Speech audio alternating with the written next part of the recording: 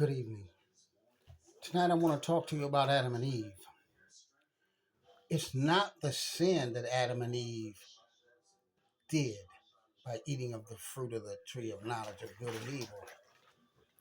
It's the lack of obedience. They were disobedient. You need to assume, and we need to all assume, that God knew they were going to do it. God knew that. God knew probably just as sure as I'm sitting here when he told them not to eat from that tree, that Satan was going to slither up and they was going to eat from that tree of knowledge of good and evil. That goes back to one of the greatest things that God gives us, and it is the greatest law in the universe, and that is free will. Today, people use spell work and all kind of things to interfere with people's free will. That's why the world is in the trouble it's in. That's why families fail. Every day, man is disobedient to God in some way. Especially when he tells you don't do spell work, you grab that apple off the tree, and you interfere with people's free will. That's the same thing Adam and Eve done. You're doing it again. We're being disobedient to God. Make no mistake. I went to college too, and college. I'm going to reason with you a little bit. College, the people of the times, the great historians of the time, even admitted that Jesus lived.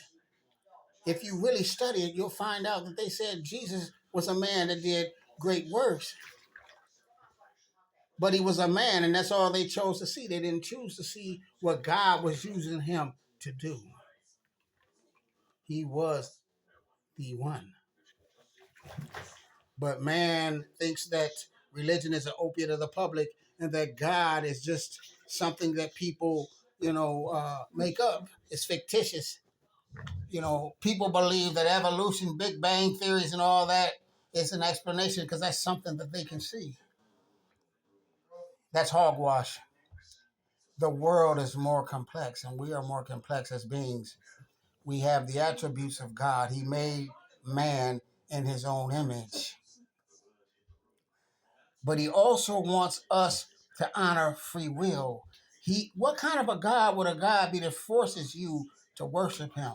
He wants you to worship him in spirit and truth by your own volition, not him forcing you to do it. That's why he gave us free will. That is a loving, compassionate God.